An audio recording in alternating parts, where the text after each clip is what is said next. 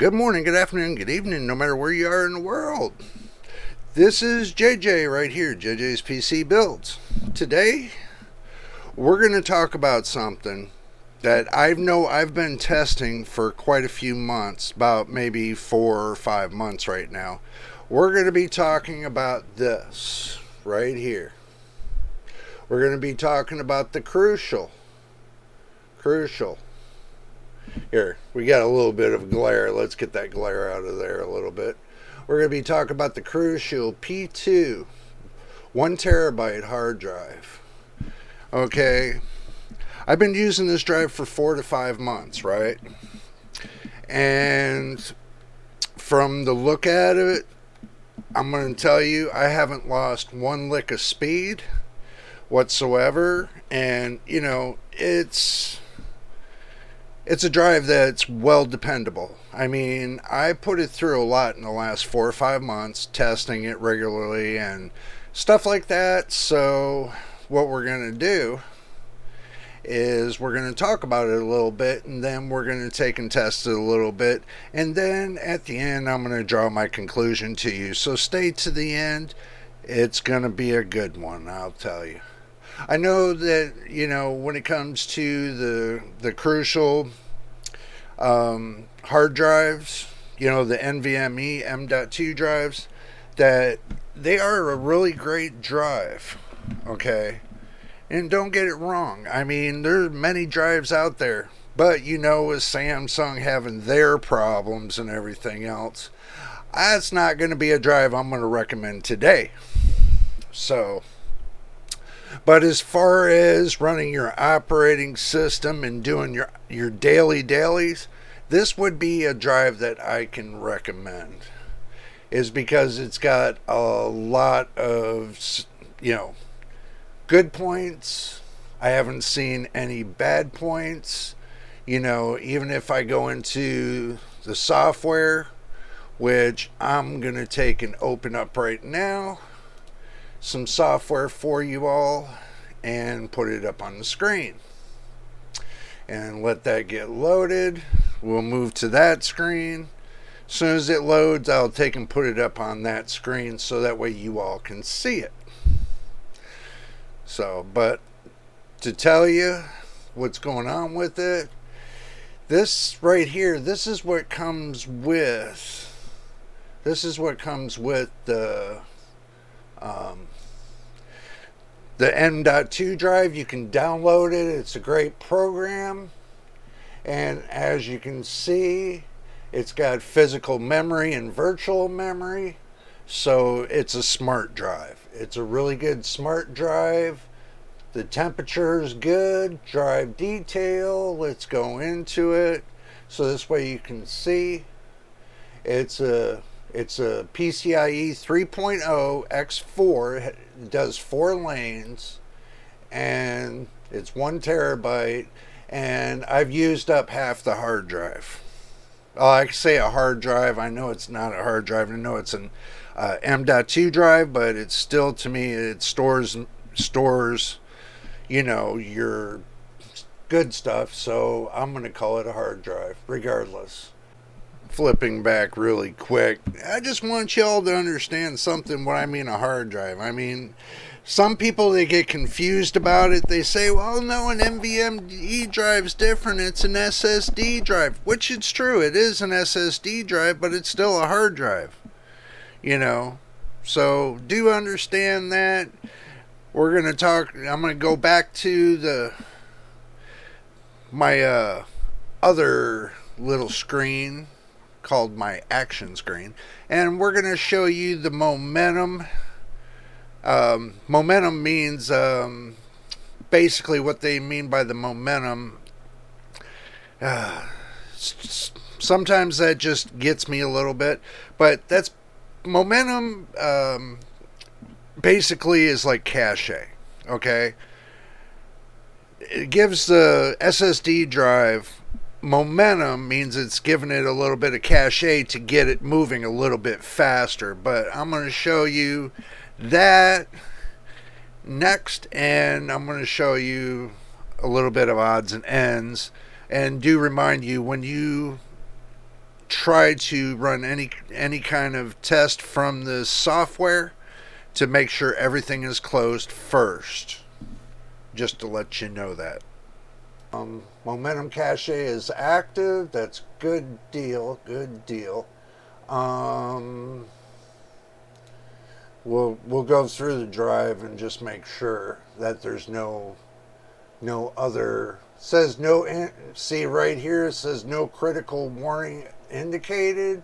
So then that means me running OBS, it's not going to give me a direct test because it needs everything, closed before it to run. And do remember that with these drives, and they give you this software, make sure you have nothing running in the background before you run that test. So that way it gives you a direct test.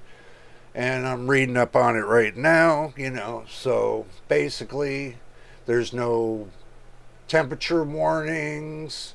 The threshold's at 70 Celsius. The critical is at 85. And says it's got error info entries 1466, which I'll investigate. Maybe there's something that's on my in the software, Windows software, that's going to have a little bit of a hard time. But I'm just giving you an idea of how good this program is. This says you're on current version, upgrade now, so then there could be a problem right there. I will upgrade that later. I'm not going to do it now while I'm recording this video. Okay, so we'll go ahead and we'll X out of that.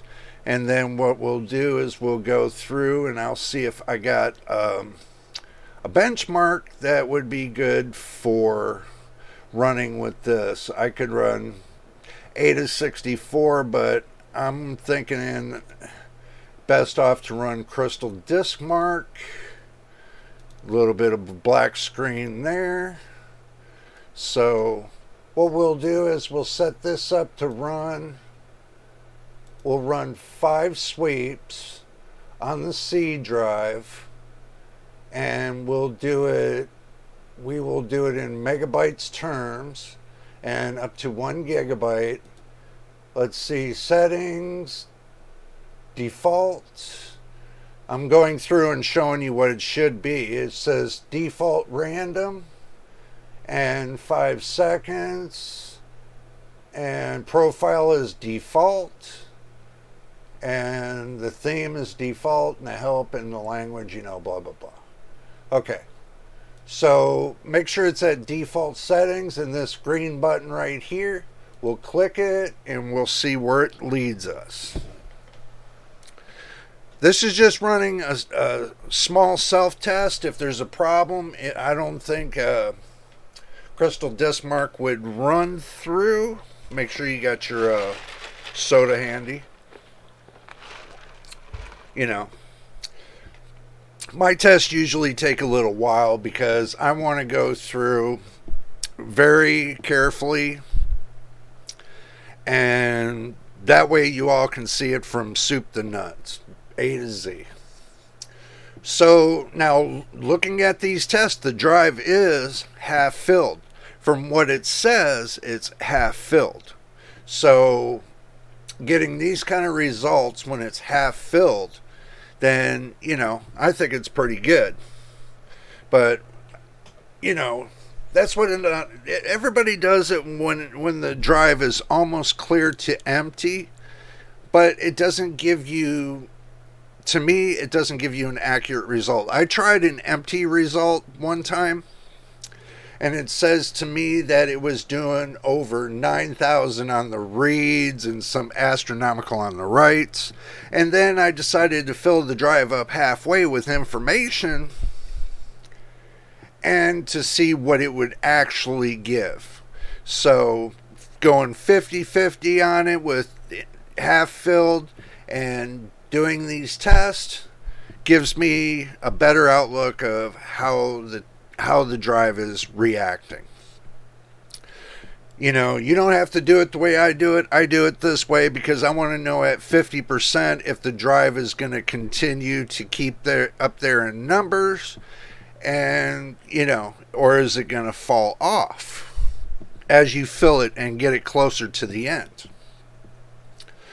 This one will recommend, do not fill this up over 70%. Okay, for the simple fact, do remember you are sharing a little bit of your virtual memory with your computer. So if you fill up that part of virtual memory that you're sharing with the computer, you'll end up shutting your computer down. Remember, you cannot fill a drive up to 100%. You fill it up to 100%, you're going to shut your computer off, because your operating system needs a little bit of that hard drive to be able to process information. But if you take away and you fill it up to 100%, then your computer won't run. Then you got to put another card in and put a new operating system on it. And then you have to take half of that stuff and take it off of that other M.2 drive. And then you can take and unplug the new one. And then, it's just too much of a headache. I had to stop the video to jump in real quick and tell y'all something. And I want you to hear me out. What I meant was it'll shut you down if you fill up the drive, which is correct. But what is more correct is when you have no page file system to operate with, because your computer operates off of your page filing system and your virtual memory and stuff like that. When you don't have a percentage of the hard drive, it won't be able to operate at all. Your operating system will shut down and your computer will shut down. So do yourself a favor. Don't use more than 70% of the drive. Leave that 30% for your computer to operate. I've already tested it to where I filled up 70% of the drive and I had 30% left, and it still operated right at its normal 100%. But once you fill up that 30% that the computer actually needs, then what happens is basically you're left with a dead computer, because then now you got to change the NVMe drive out to a new drive, put a new operating, I'm not going to go through it. We're just going to go ahead and get back to the video. I just wanted to sum that up real quick, so let's roll back. So as we're talking and going through the test, so far the reads have been coming up over 5.9 gigahertz or gigabytes or megabytes. It says 5,963.08 megabytes on the read, and it's saying on the write, it's saying 5,148.23 on the write, and that's in megabytes. Now if I were to change that to gigabytes, then it would show you the gigabytes. But I'm doing it in megabytes, so it shows you right down to the kilobyte. Right down to the kilobyte, or the bytes. Not the bytes, but the kilobytes. How much drive you actually have. Test is still rolling, and it's going to go through. I want you all to see this.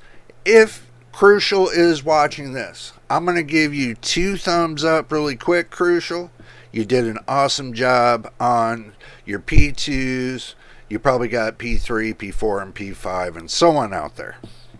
But all in all, you did a great just to dive into it, you did a great job on this drive. 4 months running, a lot of information. I've done a lot of videos. I've done over 160 some videos, passing back and forth from this drive to a storage drive, and stuff like that. I've actually really put it through a lot of hell. So, and it's still going. And on top of that, I don't even have a, a heat spreader on it as well. There's no heat spreader, but you know what? It's not getting any heat. I don't get any heat from it. I mean, maximum I ever seen it go up to was, I don't know. What we'll do is hold on to your hats. We're going to take and open up HW Info. A little bit of a black screen for you. We'll open up on the sensors only, so this way we can just pull it right up in here. And what we're going to do again is we're going to pull this to the one side. We're going to take and we're going to pull this into the picture. And then we're going to look into the drives. Okay, I got more than one drive in here. Don't get this wrong. I got more than one drive. Okay, so we're right here is the drive. So what we're going to do is we're going to close this one. We're going to close this one. We're going to close this one. So this way it's not so confusing to what drive I'm using. So we'll close that one. We'll close that one. We'll keep this one open. We'll close this one.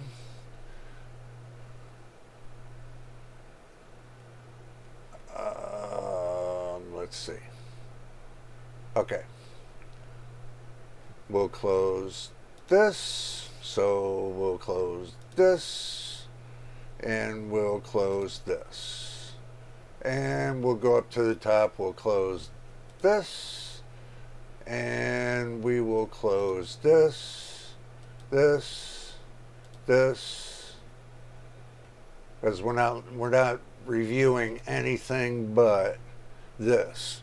So basically what we're seeing right here is the drive itself. The drive's sitting at 99, and you can see across the board it's 99 degrees. Now what we're going to do is we're going to run a single test, and then we're going to hit all, and then you're going to see the reads and the writes and everything else. See, it's saying the read rate, it's right there, and it's actually doing exactly exactly what it says. So as you can see, it's doing exactly what it's supposed to be doing. So that way you get a good idea, what's going on between Crystal Disc Mark and HW Info, so you can see that it actually matches right here. Right here is what you're looking at right there. So, as you can see, it's doing its job. I mean, I know everybody, you got your own preferences for, let's say, for M.2 drives. I know everybody's got their own preferences, but I've spent 4 months testing this damn thing, and I'll tell you what, I did a first video on it when I first had it, and then I'm doing this video as basically a follow-up on how it's doing and everything else. I mean, the reads and the writes on this are like amazing. I mean, the speed of it, it moves fast. It moves fast. I mean, if I were to take all that extra information that I had on the drive and I took it off on it, it would probably move faster. But the more and the whole point of this is the more you add on to the drive, the more it's going to slow down. So if you have a storage drive and you don't want to use the drive you use for your operating system, you don't want to put nothing on it. The only thing that's really going to go on is when you download new programs or something and you go to put it onto the C drive, you might want to think about having that separate drive. So any of the new stuff that you put on, you want to allocate it to another drive, another fast drive. Like, let's say you get a fast SSD, and then you want to move all your programs to the SSD. So this way, if you have any problems, it'll be on the SSD drive and it won't be up onto your C drive. And that'll keep it to where it flows very well.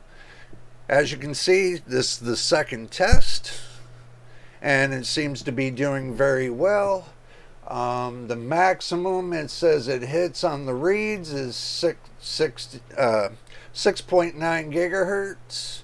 On the writes, it looks like it says the maximum's 4,000, or just say 4.9 gigahertz on the writes. Looks like the speeds are really good. And this is in megabytes when I'm doing HW info. Now if I change it here, there, now it's in gigabytes. Now you can see in gigabytes the difference between the two. So, I mean, you can't really beat that with the stick. I mean, But anyway, I just wanted to give this little point to y'all. If now, this is the conclusion. This is the conclusion. As far as when it comes to drives, your best thing to do is test out the drives that you're really going to like. And, I seem to have picked out a really good drive. And I know there's a lot of naysayers and everything else that are going to tell me, you know what, there are better drives out there. But yeah, look at it this way. For this drive being on a B450 motherboard, a B450 with the Ryzen 5 5600G, I think it's doing awesome. So look at the build and how I have my build, and which I just told you what my build was. The B450 motherboard with, that's Asus. The Ryzen 5 5600G with integrated graphics. The Corsair Vengeance LPX DDR4 right here. DDR4. This is 3200 megahertz, 16 gigs, 2 sticks, and this has no RGB. And the price I paid on this at the time, I paid was 52 or 54 bucks for 16 gigs. The reason why I didn't want RGB, because I didn't need RGB. Because I already have an RGB strip that's inside the computer, lights up the RAM, lights up everything that's in the computer, so I really don't need RGB on the RAM. That's just another headache that's being opened up, and I really don't want that to be opened up. But just to let you know, Corsair, awesome job. Not one lick of problem with the RAM. Crucial, thumbs up, no problem with the hard drive.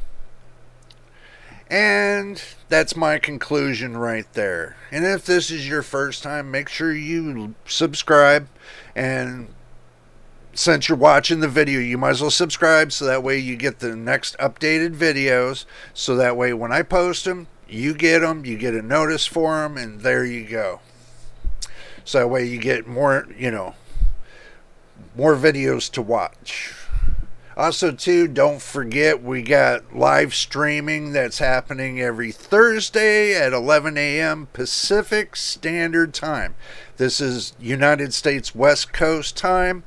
As far as the other time zones, it's best that you look up your time zone compared to Pacific Standard Time, and that way you get your actual timing. So, just to let you know that. And also, too, if you want to join in and type in on the live videos, the live chats that we have here on YouTube, make sure you subscribe. It does not cost anything. And I'm going to state this. It does not cost anything for you to chat with us during a live video. All you have to do is subscribe. That's the cost. You subscribe. It's as cheap as I can be about this. Because, I got to build up the channel. So this is going to help us build up the channel. So subscribe if you want to get in on the conversations. Subscribe. And when we have live videos and you're subscribed, you're good as gold. You can get in there and you can chat with us, ask questions, all of that sorts of good stuff. So, until the next time and the next video, this is JJ right here at JJ's PC Builds, and we'll see you on the next video.